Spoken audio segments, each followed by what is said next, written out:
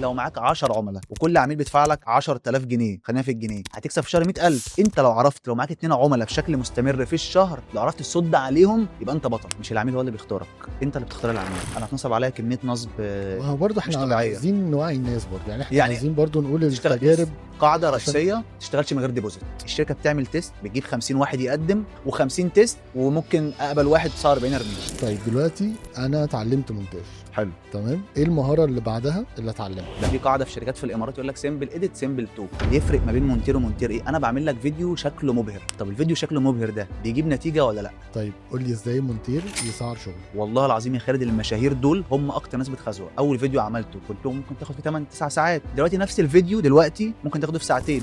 الكلاينت هتشتغل مع مين؟ المصري مش زي السعودي، مش زي الاماراتي. اخد شغل من مصر بس او من بره مصر بس، او اعمل ميكس بين الاثنين؟ مش صعب ان انت تتعلم مونتاج، لكن صعب ان انت تتعامل مع عميل وتعرف تهندل عميل. جمعت تيم، كان في بروجكت كبير دخلنا عليه، جمعت ايترز. انا الاربعه ايترز اللي كانوا معايا ما كانوش بيعرفوا يتكلموا معايا انا. والله العظيم ما شغاله. أيوة، يا عم خش نام احسن. يعني خش فاهم؟ هات فلوسك. يا عم ده انا الحلقه دي انا مستنيها بقالي فتره كبيره جدا، علشان المجال اللي هنتكلم فيه النهارده ده يا اما هيغير حياتك تماما او هيخليك زي ما انت. ولما نتكلم عن المونتاج في الزمن اللي احنا فيه ده لازم نتكلم مع متخصص، ومفيش احسن من عمار سامي هو اللي يقول لنا كل اسئلتنا او يجاوبنا على كل اسئلتنا في مجال المونتاج. ازيك يا عمار؟ حبيبي خالد، عامل ايه؟ ايه الاخبار؟ اخيرا قعدنا مع بعض. اخيرا بعد سنين.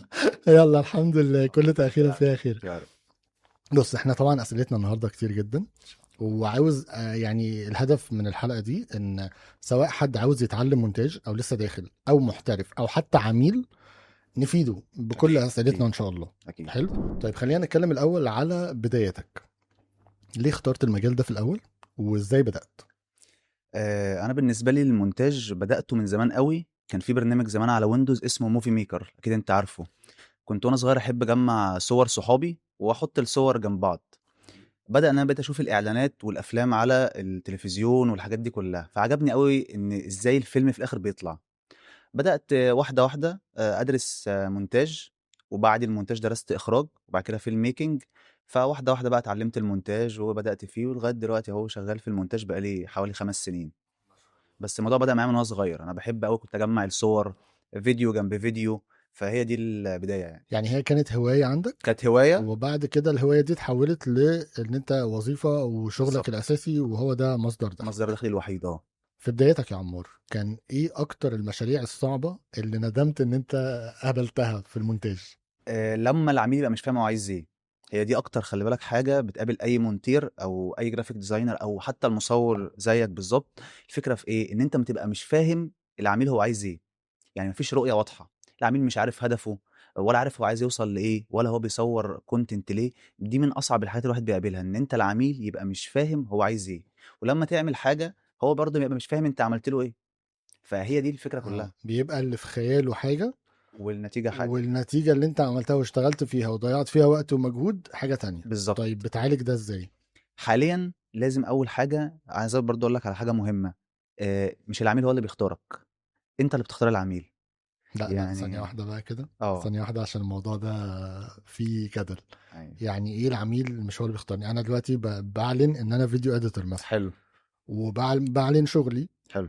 فبيجي لي عملاء الناس بتختارني ان لا ده شغله حلو، لا ده شغله مش حلو، لا ده في المجال اللي انا بدور عليه سواء المجال الطبي او الريل استيت او ايا ايا كان. يكن طيب ما هو العميل كده هو اللي اختارني. لا هقول لك، انت مثلا لو بتعمل كونتنت على انستجرام مثلا، بيكلمك مثلا في اليوم 5 عملاء، ما ينفعش ال5 اشتغل معاهم. لو انا في واحد في ال5 هو مش فاهم هو بيعمل كونتنت ليه، هدفه ايه، هو عايز يوصل لايه، لو ما وضحليش كل ده انا مش هشتغل معاه. ليه؟ لان بالظبط انت دلوقتي جيت لي، انا عايز، انت دلوقتي راجل دكتور وعايز تصور كونتنت، عايز تصور محتوى، وقلت لي انا عايز اعمل محتوى مثلا عن الاسنان، وانت مش عارف يعني الهدف بتاع ان انت تعمل كونتنت ده ايه، انا هساعدك ازاي؟ انا مش وظيفتي بس ان انا اعمل لك مونتاج وارمي لك الفيديو، ما انا عايز اساعدك ان انت توصل لهدفك، توصل للنتيجه اللي انت عايزها، سواء النتيجه دي بيع، نتيجه ان انت عايز تظهر. ما دي كل دي نتائج. فانت بتختار العميل. يعني زمان الواحد كان اي عميل بيجي له بيشتغل معاه، دلوقتي مش اي عميل بيجي بشتغل معاه، لان في عملاء مش عارفه هدفها، مش عارفه هي عايز توصل لايه. ولما تيجي تعمل له شغل تدخل في دوامه الايه، اكتر حاجه بنكرهها ايه؟ التعديلات. تعديلات وكلام وريفرنس يكون اعلى. يعني مثلا ممكن يكون هو حاطط سعر وريفرنس بسعر تاني خالص، فالاتنين مش متواجبين مع بعض. فلازم انا افهم العميل الاول، وبعديها هل انا العميل ده هشتغل معاه ولا لا. انا في عملاء كتير بتكلمني وما بشتغلش معاهم، ما عندهمش هدف، ما عندهمش رؤيه، واهم حاجه ما عندهمش محتوى. هي الفكره في المحتوى. انت المحتوى بتاعك ايه؟ ما ينفعش واحد ما عندوش اي حاجه في الحياه ويقول لك انا عايز اعمل محتوى. طب ما هو المحتوى ده عن ايه؟ انت هتتكلم عن ايه؟ حلو ان انت تعمل بيرسونال براند، وحلو ان انا اساعدك ان انت تعمل البيرسونال براند بتاعك، لكن الفكره كلها ايه المحتوى بتاعك؟ ايه اللي انت هتقدمه للناس مفيد؟ يعني اقدر اقول ان انت برضو بتشتغل مع الناس، انت بتضيف لهم معلومات بالظبط. في محتواهم، مش مجرد يعني الفيديو اديتور ده الناس متخيله ان يلا صور وابعت لي الفيديوهات عشان امنتجها واخلص. وفي طبعا في الشركات انت عارف وظيفه الفيديو اديتور دي يا طبعا. عيني اكتر يا عيني موظف ايوه. مقهور في الشركه. مقهور مقهور يعني. فاهم؟ وانت بتعمل كام فيديو في اليوم صح صح. ويلا 10 فيديوهات النهارده، وكمان الريلزات احنا طبعا بنسمع ارقام في طبعا. الريلزات. انا ممكن اعمل في الريل في الشهر 50 ريل و100 ريل ويلا واقلب وبتاع. ايوه. ده وظيفة معينة، فيديو اديتور كده اخره ان هو بيقطع ويعمل، وده انا شايف ان ده اي حد ممكن يعمله، يعمل، حتى بص. مش محتاج ان هي فيديو اديتور. اه. انت بقى اللي انت تعمله، او ان انا اروح بقى بيوند الموضوع، ان انت بقى بتقدم سيرفيس زيادة، المحتوى. صح صح. اصل اقول لك على حاجه، هي الفكره الفرق ما بين مونتير عادي ومونتير محترف ايه؟ المونتير العادي بيشتغل على الشكل، المونتير المحترف بيشتغل على الهدف.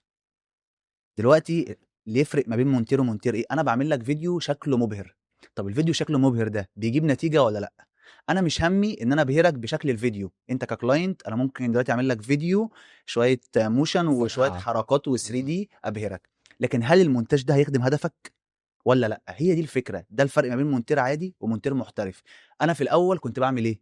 اي عميل يجي لي وشقلب وقلب وكل، يعني اي ستايل بيليق عليه وخلاص. لا، بعد الخبره وبعد الوقت اكتشفت لا، انت المونتاج المبهر ده مش مش هدف. المونتاج المبهر ده عمره ما كان هدف. انت المونتاج اداه بتساعدك ان انت توصل هدفك. طيب لو انت مش عارف هدفك يبقى انت يعني خلاص ملهاش لازمه. فالمونتاج المبهر مش حلو في كل الاوقات. لو مونتاج بسيط وبيخدم هدفك هو ده الصح. ده رايي. ان حتى في ناس تقول لك ايه، سيمبل اديت سيمبل توك. ده في قاعده في شركات في الامارات يقول لك سيمبل اديت سيمبل توك. هي الفكره ان انت بتعمل الحاجه البسيطه ليه؟ عشان تحقق هدفك. هي دي الفكره كلها. ده كمان في فيديوهات او ريلز بالذات بتفايرل وبتجيب ما شاء الله مشاهدات كتير، مم. بتلاقي المونتاج بتاعها عادي جدا، اه اه اه. الدنيا سهله وبسيطه، مش انا متعقد. في فيديوهات يا خالد عدت عندي على البروفايل بتاعي الشخصي مم. 4 و5 مليون، ما شاء الله. والايديت كان بسيط. ما شاء هل انا الله. مش هعرف اعمل ايديت جامد؟ انا لا اعرف طبعا. ابهرك واعمل بالظبط. لك ايديت بالظبط. يطيرك، بس مم. الفكره مش في الايديت المبهر. مش مكانه. مش مكانه. المبهر ليه العملاء بتوعه وليه كل حاجه. وعايز اقول لك على حاجه برضو من داخل السوق، الايديت المبهر ده مش شغال تجاري. كنت لسه بقى هقول لك على حاجه، امم. انا دلوقتي لما بيجي لي فيديو مثلا ريل ان انا اصوره واعمل له مونتاج وكده، طبعا انا بتفق على حسب الباكج المونتاج عامل ازاي. صح تمام. صح. فبقول له مثلا ايه، هل الفيديو ده اعلان بيعي؟ هل انت هتمول عليه، هتحط له بادجت؟ ساعتها هتعب شويه في المونتاج طبعا. وهعمل لك شغل وبتاع. بس لو انت عاوزه يمشي اورجانيك، ممكن عادي جدا شويه كابشنز له مش بالظبط، عارف حاجات ايه، بسيطه حاجات حاجات بسيطه. بسيطه. اقول لك بالظبط. على حاجه كمان، الافلام انت بتحس ان انت بتتفرج على فيلم اللي فيه مونتاج. لا طب. هي الصياعه ان انا اديك الفيديو وما تحسش ان فيه مونتاج. صح جدا. لكن بقى ان انا كل 5 ثواني اعمل لك حاجات بتطير وحاجات من فوقيه وحاجات من تحتيه، شغل شغل. شغل ان انا فاهم تكنيكال. خلي بالك هو الصايع مش اللي فاهم تكنيكال بس، اللي فاهم كونتنت واللي فاهم هدف الراجل ايه. يعني على فكره انت بتشوف فيديوهات دكاتره سيئه جدا جدا، حاجات بتطير وحاجات بتاع، وانا بتكلم مثلا على القولون. فلا لا لا، كل عميل على حسب ايه الستايل اللي يليق عليه. ما ينفعش مثلا دكتور يعمل ستايل مستر بيست، ما ينفعش. وتلاقي المشكله كمان برضو ايه، ان هو المونتير ممكن يسمع وما يفيدش اللي قدامه. يعني مثلا العميل يقول له انا عايز 1 2 4، المونتير لو بيقول له حاضر كده المونتير اتقلب موظف. لكن لو المونتير شاركه، يقول له رايه، انا مثلا الحته دي هتضرك لو انت قلت كده، الحته دي هتضرك لو عملت دي في المونتاج، دي هتضرك. لازم يبقى في نقاش. الحد اللي يقول لك اوامر ده غلط. ما تشتغلش مع حد بيديك اوامر عموما يعني، الا لو انت شغال في شركه. يعني الشركه على فكره برضو، عشان برضو انت قلت حاجه، هي الشركه برضو ليها مميزات في البدايه، وممكن بعد فتره تشتغل مع شركات وتسيب. مفيش مشكله، بس الشركات هتفيدك في ايه؟ ان انت تشتغل على اكتر من نوع محتوى. طبعا الشركات في جزء منها كبير فيه ظلم، وفي شركات كويسه جدا ومحترمه في مصر او بره مصر. لكن الفكره كلها انت بتختار طريقك. انت مثلا دلوقتي راجل ما عندكش بورتفوليو، لا تروح شركة وتتعب وتتمرن وتشتغل فيها لغاية لما تبني على الأقل بورتفوليو يبدأ إن أنت تبيع بيه. ودلوقتي على فكرة البورتفوليو سهل، يعني غير لما أنا وأنت مثلا من زمان بدأنا. دلوقتي لو جبت بودكاست زي اللي إحنا قاعدين فيه ده، وراجل بيتعلم مونتاج دخل شاف البودكاست بتاعه بتاعك، حمله عنده، قطع 5 ريلز حطهم عنده في البورتفوليو، نزلهم على الانستجرام، كده هو زي الفول، كده هو عامل بورتفوليو من غير ما يروح شركة أصلا. بس الفكرة برضو مش في البورتفوليو. اصعب حاجه في شغلانتنا دي عارف ايه هي ايه؟ التعامل مع العميل. لو ما بتعرفش تتعامل مع الناس وبالذات مع العميل، انت مش هتعرف تكمل في الشغلانه دي. يعني مش هتعرف تكمل في الشغل ده للاسف. التعامل مع العميل من اصعب الحاجات. طب مهاره قويه جدا جدا جدا يعني، وعايزه حد برضو صبور. وانت لو اخترت فريلانس انت وقتك مش بتاعك. يعني الناس اللي بتتكلم ان هو الفريلانس ده حريه وبتشتغل على البحر وبتروح على في الكافيه تشتغل وانت قاعد على اللاب. الفريلانس على فكره في جزء منه كده، بس هو مش كده خالص. اولا انت وقتك مش ملكك، انت 24 ساعه لازم ترد على الكلاينت. مش حاجه اسمها استنى ليا مواعيد شغل وبتاع وانت عارف ان الكلام ده مش خلاص يعني. مش روح اشتغل في شركه. الفريلانس حاجه والشركه حاجه، ولازم تجرب الاثنين. انا رايي ان انت لازم تجرب الاثنين. طيب من وجهة نظرك شايف ان ايه اكتر العوامل اللي بتخلي الفيديو يبان هاي كواليتي حتى لو هو متصور لو كواليتي؟ اول حاجه المحتوى. انا طول عمري افضل اقول المحتوى هو رقم واحد في الفيديو. تاني حاجه الرساله اللي هنظهر بيها المحتوى ده. تالت حاجه ودي الاهم، المونتاج اللي بيخدم المحتوى. برضو مش المونتاج المبهر، لازم المونتاج يخدم المحتوى. رابع حاجه ودي طبعا انت اكيد عارفها، هي الصوت. انا بحس ان الصوت هو مثلا 60 70% من الفيديو. لو الصوت وحش، الفيديو لو متصور باعلى كواليتي مش هيبقى حلو. فدي اكتر حاجه تخلي الفيديو هاي كواليتي. طيب قول لي ازاي مونتير يسعر شغله؟ بالنسبه هو مونتير مبتدئ ولا متوسط ولا محترف، اللي هو في مجالنا بنسميه بيجنر ولا ميد ليفل ولا سينيور. تمام. مع طبعا اتكلمنا انا وانت في موضوع السينيور والميد ده، بس خلينا ايه بعدين. المبتدئ، انا هقول حاجه ممكن تكون غريبه، المبتدئ يشتغل باي سعر. انا ده رايي، المبتدئ طالما بيبتدي يشتغل باي سعر لان هو معلوش طلب. انا اول ما بدأت كنت بشتغل ببلاش. انا بشتغل انت اصلا أنا اول 6 شهور بدات بشتغل ببلاش. فاهم؟ فتيجي بقى بعد كده تشوف الاسعار اللي في السوق. يعني تشوف مثلا اسعار الريل بكام، اسعار البودكاست بكام، اسعار الفيديوهات اللونج بكام. لو ربنا كرمك وعملت اعلان مع ناس بتاخد نسبه كام، لو هو بروجكت شير تاخد نسبه كام. كل الحاجات دي مع الوقت. يعني انت برضو التسعير متوقف على خبرتك ووقتك بكام، وانت بتخلص الفيديو في قد ايه. يعني مثلا اقول لك على حاجه، انت في اول ما بدات اول فيديو عملته كنت ممكن تاخد فيه 8 9 ساعات، دلوقتي نفس الفيديو دلوقتي ممكن تاخده في ساعتين. فهي الفكره برضو في الخبره، الفكره في ان انت بتعرف تخلص الفيديو في قد ايه. وفي حاجه مهمه لازم تبص لها، الكلاينت هتشتغل مع مين. المصري مش زي السعودي، مش زي الاماراتي، مش زي الشخص من امريكا. يعني في ناس تقول لك انا بعمل سعر واحد لكله، ده صح.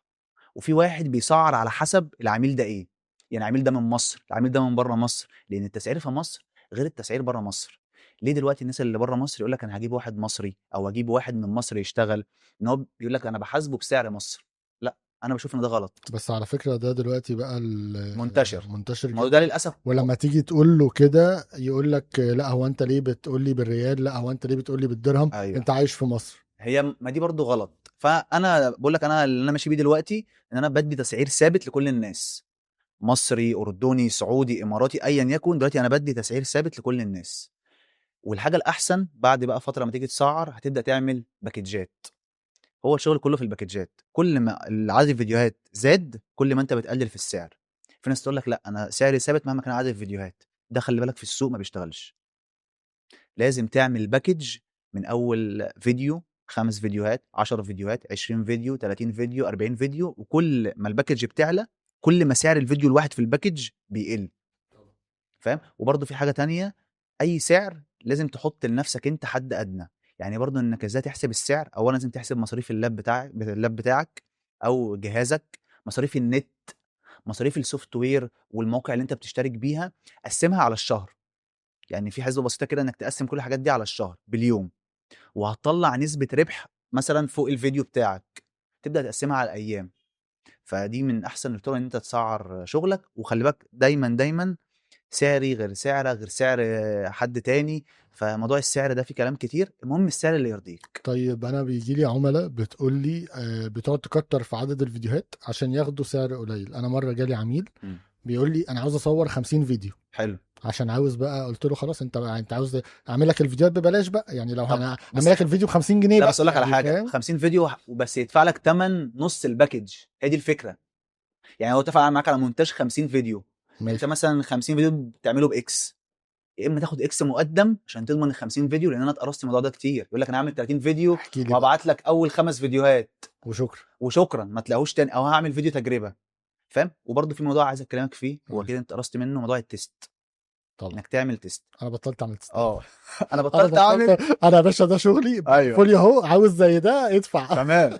بس هو الفكره انت ساعات برضه ممكن حد يجي لك انت ما عندكش نفس نوع فيديوهاته في دي البورتفوليو بقى بتاعك. دي بقى بتبقى التركايه بقى. بس لازم اولا على حسب العميل طبعا. بس انا بامن بالتست امتى بصراحه؟ قول لي. لما تروح تشتغل في شركه وتكون شركه كويسه. بس حتى دلوقتي غير زمان، الشركه بتعمل تيست بتجيب 50 واحد يقدم و50 تيست، وممكن اقبل واحد 49 ارميهم. فالفكره لازم البورتفوليو بتاعك يبقى متغذي بكل حاجه.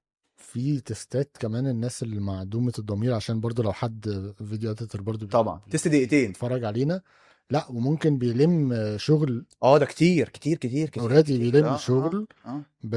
يلا اعملوا تستات، ايوه. يلا مش عارف ايه، في يلا حاجه خلصوا برضو خد عايز الفيديو. اقول لك عليها، انت لازم يتنصب عليك في الاول.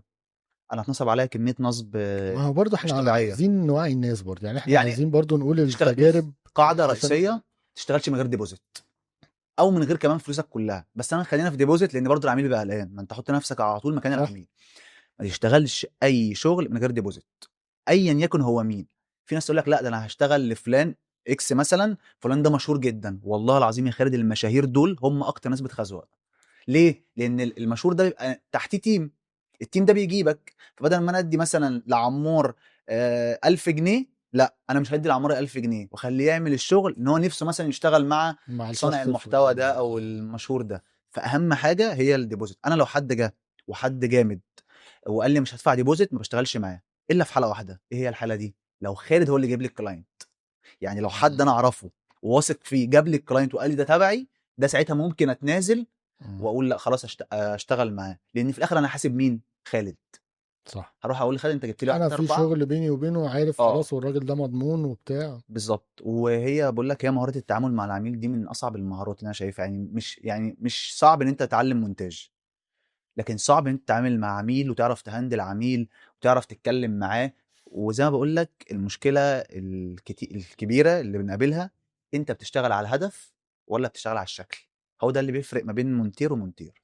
شكل ولا الهدف؟ انت بقى بتختار طريقك. الشكل هتشتغل بس مش هتكمل، الهدف هتكمل.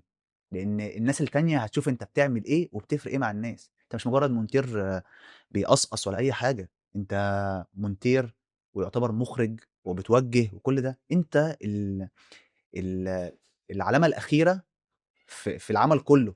لو انت بوظت العمل، كل العمل ده راح. صح. فالمونتير هو اهم شخص، وخباك المونتير اكتر شخصيه مظلومه. علشان هو مش باين، بس صح شغله هو اللي باين.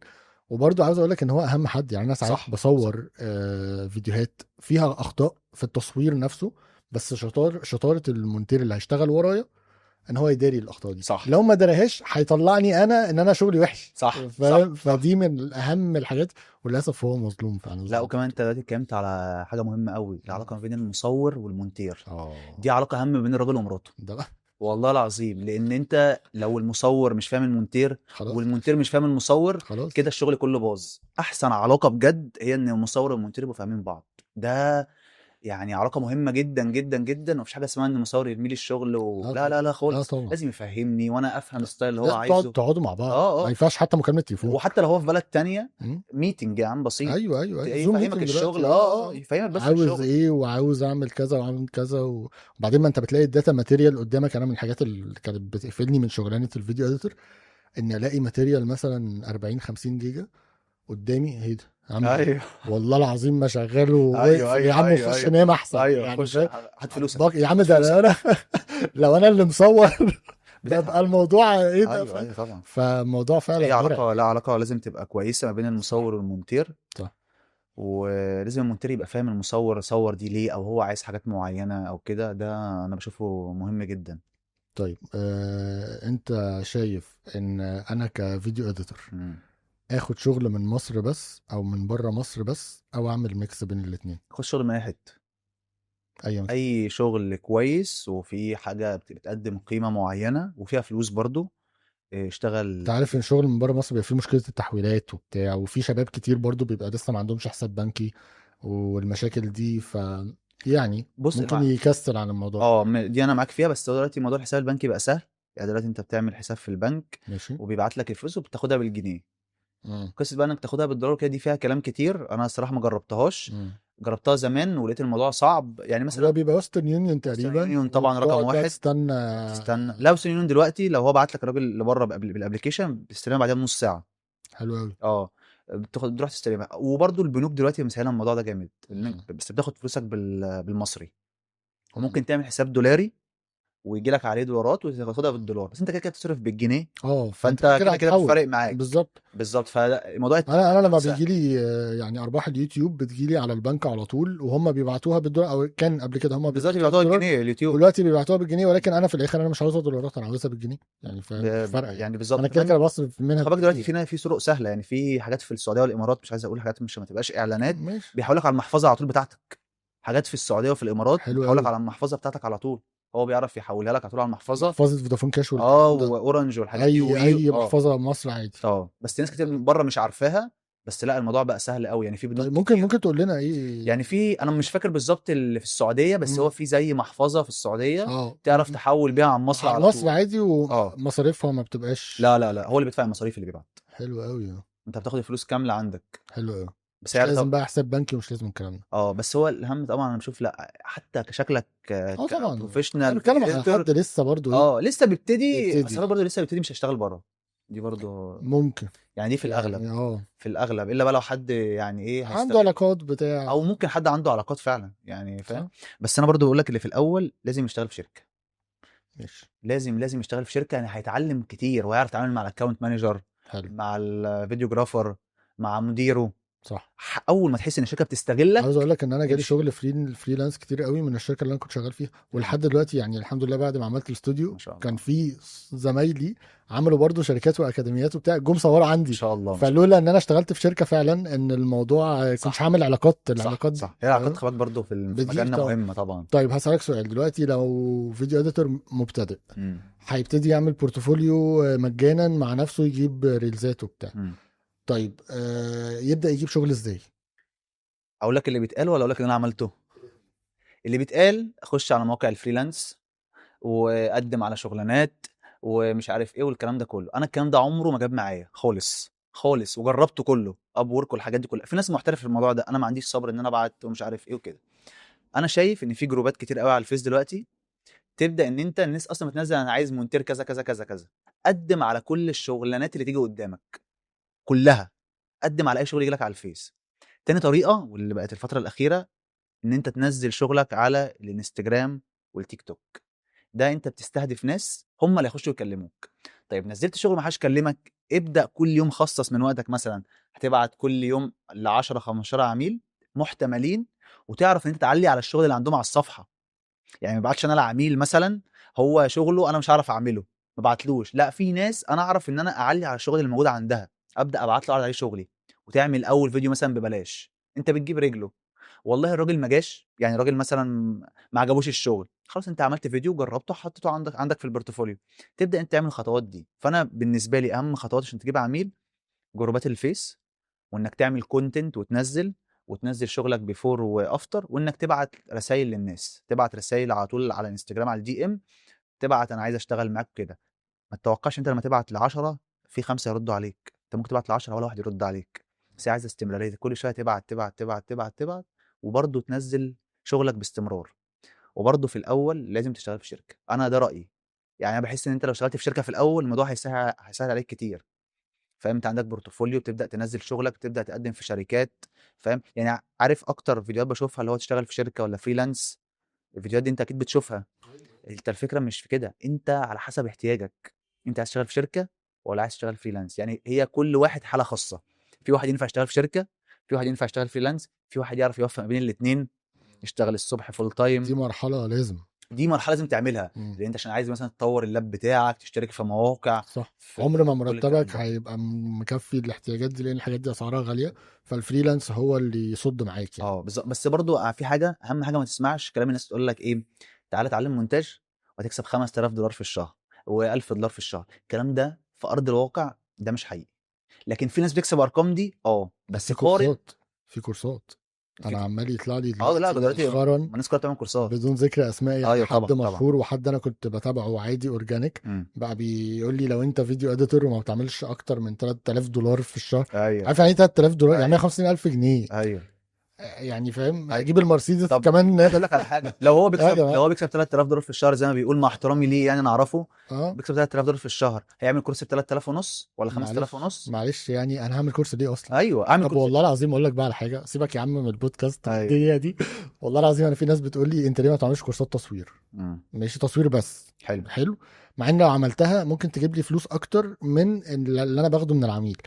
بكل بساطه بقول لهم انا حاليا مش فاضي، ده رقم واحد. عندي كذا عميل بركز معاه، لو شتت نفسي هبقى كذاب، هبقى راجل طب كذاب، فاهم؟ اولا الكورس بتاعي مش هيبقى رخيص خالص. انا عندي ان انا اعمل كورس وابيعه لاتنين تلاته اربعه وفعلا يستفيدوا، احسن بكتير من ان انا اعمله ببلاش او بسعر رمزي وابيعه. ده يعني فاينانشال احسن. طبعا. بس انا كخالد حاسس ان انا نصاب. صح صح. ودي يا عم انا في الاخر انا يا عم سايب الدنيا دي وماشي. امم. فعاوز لما امشي ابقى سايب حاجه صح. كويسه، بس مش اقول لك على عاوز. حاجه برضو، في ناس تعمل كورسات حلوه قوي وانا اتعلمت، كتير، انا بس اشتريت ما كورسات ينفعش اتعلمت. توعدني بمبلغ وارقام، شهري تكسبه. وارقام يا عم. اه يا ارقام عم اوعدني خياليه. اوعدني برقم حلو يعني. ايوه ايوه ايوه. اصل انت برضه نزلت على ارض الواقع في الشركات، انت عمرك ما تلاقي تمن المرتبات دي. ما انت تنزل على ارض الواقع. اصل انا اشتغلت في شركات كتير قوي فوق ما تتخيل، في مصر وبره مصر. الارقام اللي هو بيتكلم فيها دي مستحيل. يعني يقول لك لو معاك 10 عملاء وكل عميل بيدفع لك 10000 جنيه، خلينا في الجنيه، هتكسب في الشهر 100000 صح؟ انت لو عرفت، لو معاك 2 عملاء بشكل مستمر في الشهر، لو عرفت تصد عليهم يبقى انت بطل. لكن 10 عملاء دي ده عايزه تيم، عايزه تيم. وفي حاجه انيل دلوقتي بقى، السماسره، سماسره المونتاج. انا بشتغلش. السماسرة دول مفيش يعني مفيش اشتغل معاهم عملتها في الاول. مره، عملتها اه مره لا مصيبة. وندمت ندم مصيبة. عمري. مم. وكان ايه بقى، مش مونتاج بقى، تصوير يعني. كان في في سماسرة في شخص التصوير. كده، هجيب لك مش عارف ايه، وكان في المجال الطبي. امم. لدرجه ان انا لقيت نفسي ما بكسبش يا لا عم. تكسبش. الريل واقف عليا بكام، اي وتصوير ومونتاج، وبروح العياده واعمل ايه يا عم. ايوه اي شكرا شكرا، السلام اي. عليكم. لا شوف حد غيري. السماسرة لا لا بجد، يعني هو شغله كل حاجة، بس بيخسفوا بحق الناس بصراحة. يعني ممكن ياخد في الفيديو الواحد 1000 جنيه ويدي الايديتور 100 جنيه. معقوله؟ اه والله ده طب كتير قوي والاديتور يعني. ليه وافق؟ ده في التجاري عشان الايديتور هيبقى في الاول ومحتاج فلوس. ما انت خلي بالك، عايز اقول لك على حاجه، انت الفريلانس ما ينفعش كل الناس. لان انت يعني ناس تقول لك انت مش عارف في الشهر معاك كام عميل وكده، انت الفريلانس مش شغال على طول، انت هيجي عليك شهور، وانت جات عليك وانا جات عليا شهور مفيش كلاينتس. طبعا. يعني ولازم اي فلوس تجي لك، انا بعملها وبنصح اي حد بيها. اي فلوس تجي لك 20% او 15% على قد ما تقدر، ولو عايز مش اكتر سهله مش سهله حوشها مش للطوارئ. سهله. بس هي الفكره مع المصاريف بتبقى انا صعبه. اي فلوس بتجيلي اجيب بيها مايك، اجيب بيها اجيب بيها بتاع. كاميرا اي. بتاع ايوه ايوه. بس هي الفكره برضو ان انت لازم تعمل حسابك ان انت في شهر او شهرين مش هيخش لك كلاينتس خالص مهما كنت شاطر. صح هتريح صح. ليه يا عم، لا قدر الله بعد الشر السوق نايم، تعبت. اه السوق نايم والسوق طبعا. بس دلوقتي لا، السوق مش نايم. حاليا. السوق حاليا مش نايم خالص، وفي منافسه شرسه يعني. مم. منافسه من العملاء ولا ما بين الفيديو اديتورز وبعض؟ الاثنين. الاثنين بيتنافسوا، يعني هنا في منافسه وهنا في كلمني اكتر عن منافسه الموضوع ده. بص هقول لك على حاجه، في مشكله جامده. آه والمشكله دي بتقابل اي مونتير. ان انت مثلا انت دلوقتي شغال مع عميل بشكل مستمر، العميل ده هتيجي امتى وتغلي عليه؟ لو بقاله معاك سنتين هتغلي عليه امتى؟ هل السعر ان انت من سنتين كنت شغال بيه تشتغل بيه لا طبعا، دلوقتي؟ لا طبعا. لما تيجي تكلمه يقول لك لا، انا عندي فلان التاني بيشتغل بنفس السعر. فانت هنا ما بين نار، ان انت يا اما تكمل بنفس سعرك، او ان انت تعلي وممكن تخسر الكلاينت ده. انا بشوف في الحاجات دي ان انت توصل لحل وسط. لازم مم. بالذات لو عميل مستمر معاك. يعني اقول لك على حاجه، عميل اللي هو بنسميه عميل الطياري كده، اللي هو بيجي فيديو وبيطير. مم. العميل ده احسن ولا يعني مثلا دلوقتي العميل الطياري ده مثلا بيدفع لك في الفيديو مثلا 1000 جنيه، التجاري العميل التاني اللي هو مستمر معاك بيدفع لك 500 جنيه في الفيديو، انهي فيهم احسن؟ اللي هو مستمر معاك مم. ولا اللي هو مره واحده؟ المستمر. فانت امسك على طول في المستمر وحاول تشتغل تجاري. يعني التجاري ده اللي هو انت تعمل باكجات، تعمل حاجه، حسيت بضغط، حسيت ان هو مش مقدر شغلك، سيبه حتى لو هتخسر. ده رايي، لان هو بياخد من وقتك ومجهودك، وشغلانتنا دي بالذات يا خالد محتاجه دماغ.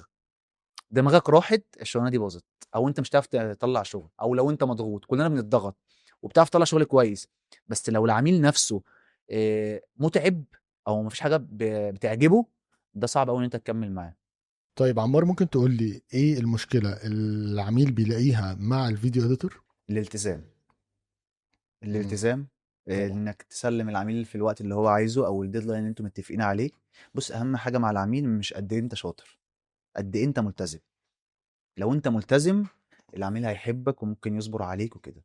فالعملاء بتواجه فعلا، يعني انا مثلا لما عميل بيجي لي وبيتكلم معايا يقول لي ايه تر مثلا اتفق معاه يوم الخميس يسلمني يوم الثلاث مم. بعد المده، فانا مش عايز حد ياخرني، مش مم. عايز حد ياخر شغلي الا لو قدر الله في ظرف طارئ، بس انا بكلمك في الظروف العاديه. مم. لا، اهم حاجه وانت بتتعامل مع العميل يبقى فيه التزام، يبقى فيه ديدلاين معين، يبقى فيه احترام ما بينكم انتوا الاتنين، دي برضو مهمه قوي. فانا بشوف ان العملاء ليه ما بتكملش مع ايتورز عشان الالتزام. او مثلا ايتور متفق، انا دلوقتي خالد جالي كعميل، وخالد مثلا ملتزم معايا بميعاد معين، انا حصل عندي مشكله وما عرفتش انا الكباسيتي بتاعتي قد ايه، ان انا مثلا في ناس يقول لك انا معايا 5 عملاء في الشهر ما بكترش، انت كده زي الفل. ليه؟ لان انا لو دخلت عميل سادس انا هبوظ على الخمسه، وفي الاغلب في ناس من الخمسه هتمشي.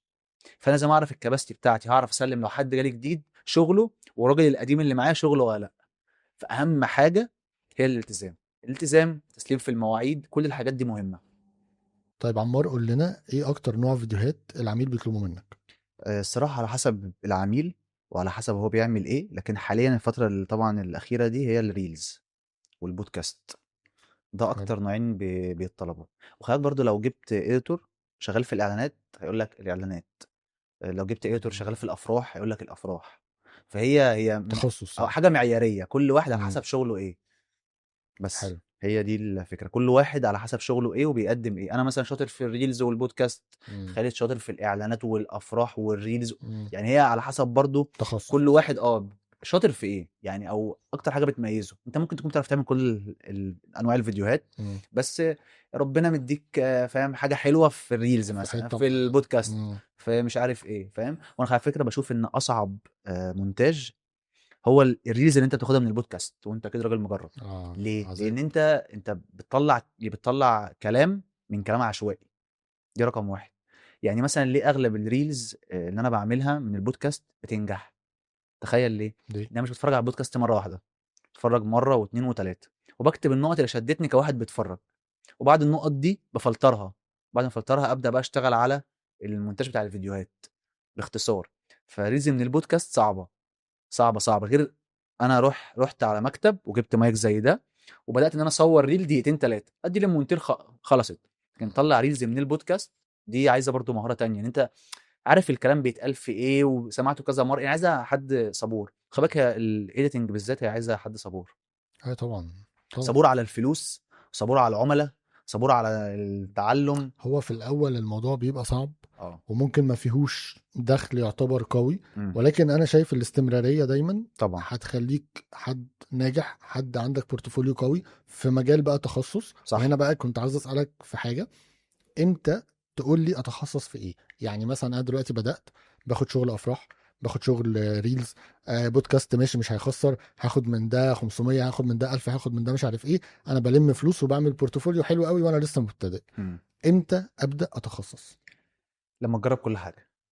بعد وقت معين؟ يعني مش لازم وقت معين، انت اول حاجه تجرب كل الشغل، اهم حاجه ما يكونش حاجه طبعا حرام، بس تجرب كل الشغل، وبعديها تبدا ان انت تشوف انا مثلا شاطر في كذا تتخصص فيه، بس ما ترفضش باقي الشغل برضه.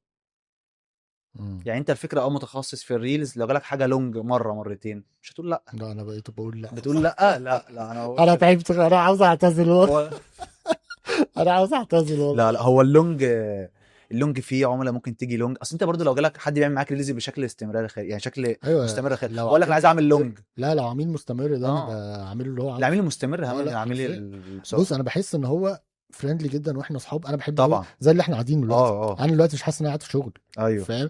انا قاعد مع واحد صاحبي بنتكلم بنرغي بالظبط بتاع بالظبط. بنطلع شغل. انا كل زي العملاء اشتغلت الفل. معاهم صحابي بالظبط، ده احلى كلهم. حاجه، ايوه ده احلى حاجه، ودي من مميزات الشغلانه على فكره. صح يعني دي علاقات من طبعا. الحاجات اللي هي مثلا ايه، لو انت شغال اي مجال تاني الموضوع ما بيبقى خلاص، انت داخل الشغل 8 ساعات ومكشر وعامل، وانا كنت بشوف الاقسام التانية في الشركه كانت عامله ايوه ايوه ازاي، ايوه فاهم؟ صح احنا القسم بتاع الماركتنج والاديتنج وبتاع القسم ده مطرقع يعني، صح فاهم؟ صح صح. فلا ده مجال بصراحه من المميزات. اه في عيوب بنتكلم عنها، في عيوب فعلا بنتكلم عنها، ولكن المميزات لا كتير يعني. وفي عيوب برضو كتير في الشغلانه يعني.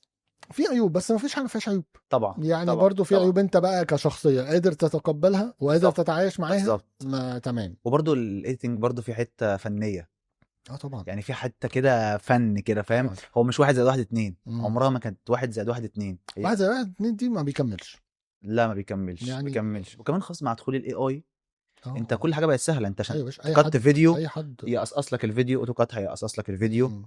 واوتو كابشن على كاب كات هيعمل لك بيطلب كابشن على منك الفيديو. فيديوهات اي اي دلوقتي. اللي هي كلها اي اي اه كتير قوي بس ما اشتغلتش فيها يعني هو الى الان ما بدات اشتغل انا فيها. عملتها مع عميل واحد بس، امم يعني طلب مني مع كذا حد رفضت. امم لان انا اكتر بحب اركز في التصوير، بس في عميل مستمر ما بيني وما بينه زي ما كنا بنقول من شويه، ده اديله عنيا، عاوز فيديوهات اي ايوه. اي لا اعمل انا لك لو فيديوهات اي مستمر اي. لا الصراحه ممكن اعمل مثلا فيديو مش عارف ايه. اصل برضه دلوقتي في تخصص اسمه ايه اي اي فيديو اديتور ايوه او اي اي اديتور، ده اه تخصص لوحده كمان دلوقتي صح فاهم، زي الريل اديتور صح. ده تخصص. مم. بس انت الفكره انت في الاول لازم تتعلم كله. انا ميزه الاي اي، الفيديوهات اللي بالاي اي دي، ان انا لما عملتها امم لقيتها الى حد ما فلوسها كويسه، وما وقفتش عليا بتكاليف. ما في اه ويب سايتس دلوقتي فري بتستخدمها. اه كريدتس. بتديك كريدتس مش عارف ايه، بتعمل جيميل تاني مثلا، او انت عندك كذا جيميل بتجرب لحد صح ما تطلع اللي انت عاوزه. وفي نفس الوقت لا صورت ولا رحت للعميل صح صح ولا ولا حطيت تعبت ايوه ايوه. اضاءه ولا بس برضه اهلاك صعبه في وبتاع، البرومت. فاهم؟ ما دي بقى شطاره امم شطاره برضه الناس، يعني امم في فيديو اديتور بيبقى فاهم هو بيطلب ايه بالظبط، صح. وفي الاخر بيطلع النتائج اللي يعني انت شايف الاي عايزها. اي هيكتسح الفتره دي؟ لا هو مكتسح اوريدي خلاص، يعني هو بدأ خلاص يكتسح. وبس هو مش يعني مش هياخد مكان الاديتور مكان لا حاجه طبعا تانية، مستحيل. ولا يعني عمر ما صاحب شركه. بص احنا بنقول الكلام ده من كام سنه، مم. وناس بتقول لي يا عم انت بتصور بكاميرات ليه، وده الموبايل والايفون بيطلع احسن من اه الكاميرا بتاعتي. على فكره الايفونات دلوقتي بتطلع احسن من الكاميرا بتاعتي. ايوه طيب بس هو الدكتور اللي انا بروح اصوره في عيادته عمره ما هيصور نفسه بتليفونه اللي ب 100,000 جنيه، صح صح فاهم؟ هو محتاج حد فاهم، صح محتاج حد غيره يعني ليه رؤية في التصوير والمونتاج والكلام ده كله يصور، وهو صح قاعد باشا يعني، صح. فاهم؟ بس الاي اي انا شايف انت بدأت تدخل في موضوع الاي اي ده. اه بسيط مش قوي بس ناوي اخش فيه. بس الاي اي اصلا بيساعدك كايتور في مم. التقطيع وفي الكابشن وفي حاجات كتير لا قوي. انا بتكلم على الفيديوهات اللي هي كلها اي اي. كلها اي اي. جربت مره او اتنين بس ما كملتش يعني، عشان انا برضو عندي شغل التاني. بالظبط. يعني عايز حد ممكن عايز يكون حد فاضي ممكن يكون شويه. هو انا شايف ان مش محتاجه فيديو اديتور يعني، مم. ممكن اي حد يتعلمه في دلوقتي. الاي اي. ويب سايتس مم. ويب سايتس بتعمل لك يعتبر كل حاجه وكل المشاهد وبتاع بس انا بشوف ناس مش بتتكلم على موضوع البرومت صعب كتابته. بتتعلم يعني، مم.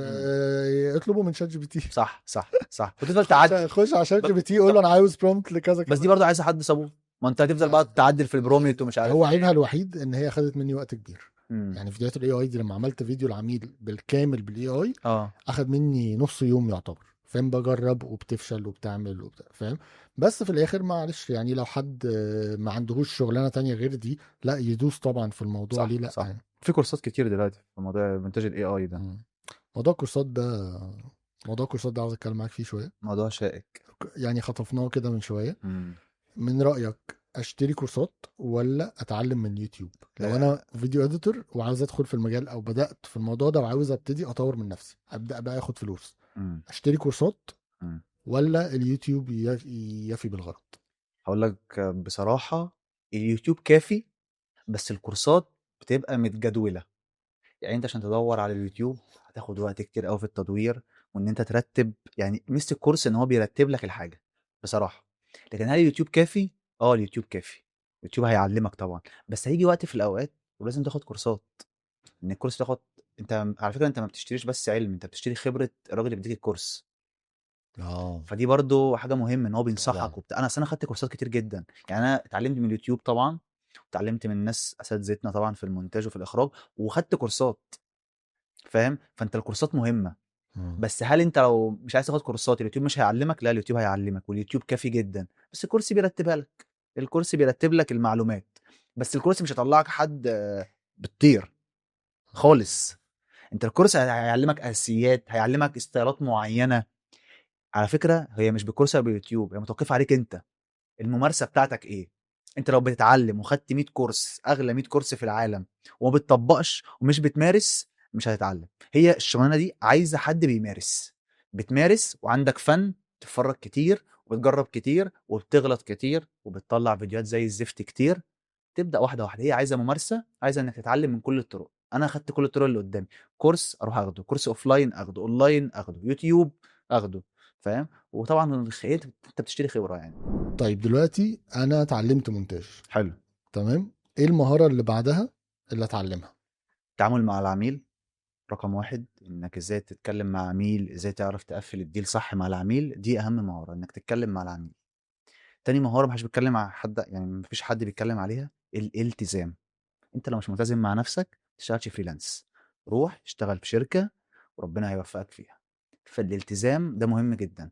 يعني انا مثلا ممكن اكون قاعد مع القهوة مع اصحابي، وعميل كلمني عايز تعديل الفيديو النهارده، انا قدامي حلين، يا اما ارفض واقول له ده بره وقتي، يا اما اروح البيت واعملها. دي بقى من هنقول عيوب ومميزات الفريلانس. لازم تقدر العميل، لازم تقدر ان الفيديو اللي هو بيعمله ده ممكن يكون سبب بعد ربنا سبحانه وتعالى في رزقه، في هدف بتاعه، في حاجة عايز يوصلها. فده مهم جدا الالتزام. انا مثلا لما بدأت اتعلم مونتاج، وبعد فترة اتعلمت حاجة اسمها اخراج سينمائي.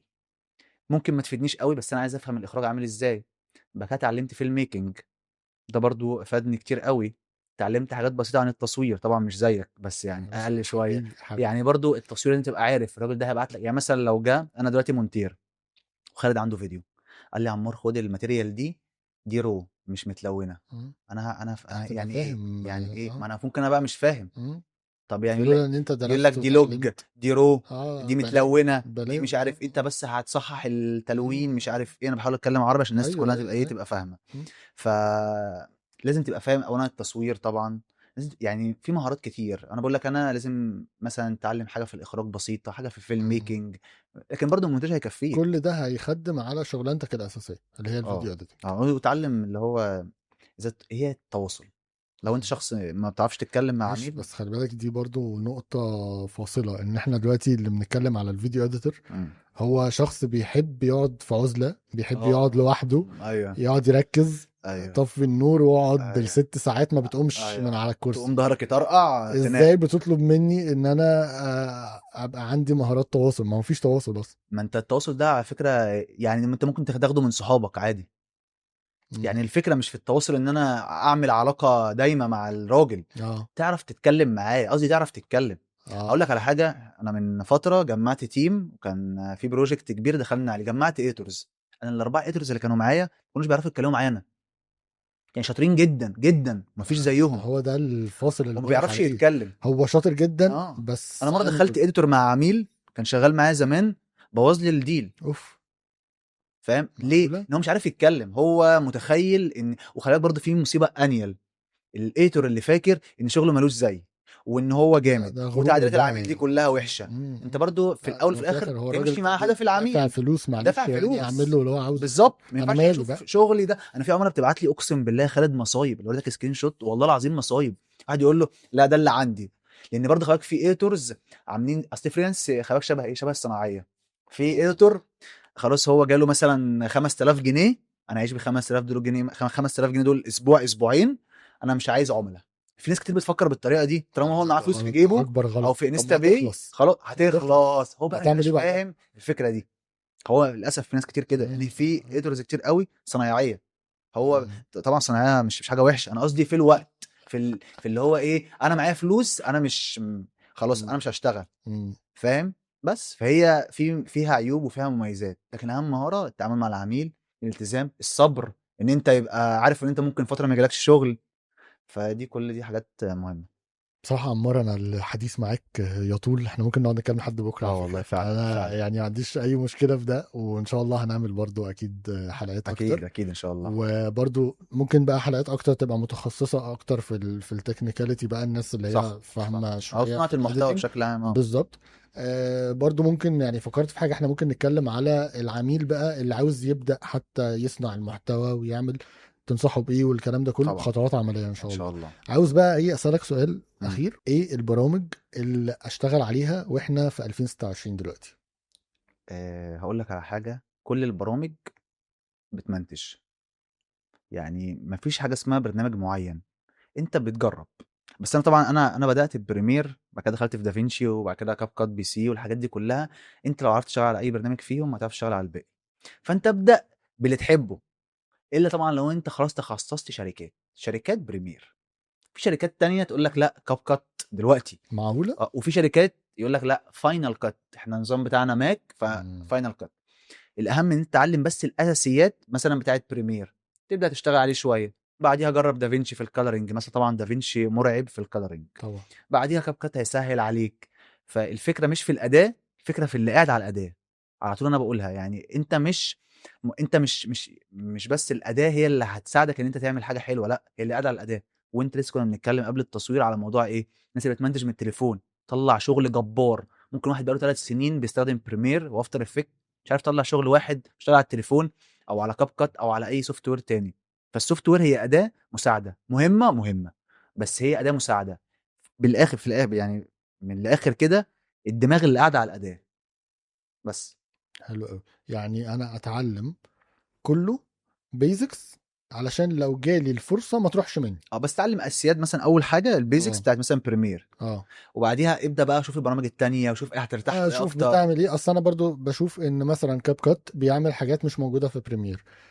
مثلا طبعا الكالرينج زي ما انت قلت من شويه افضل في دافينشي. صح. فانا ممكن استخدم كذا حاجه، لو انا بقى يعني راجل محترف ممكن استخدم كذا حاجه في يعني كذا برنامج في نفس على حسب الفيديو اللي انت شغال عليه. ومؤخرا طبعا الكابشنز اعتقد كاب كات افضل طبعا. افضل برنامج على كابكات. فكره انا انا بمنتج على بريمير وبحط الفيديو بعد ما اخلصه وبعمله على كابشنز.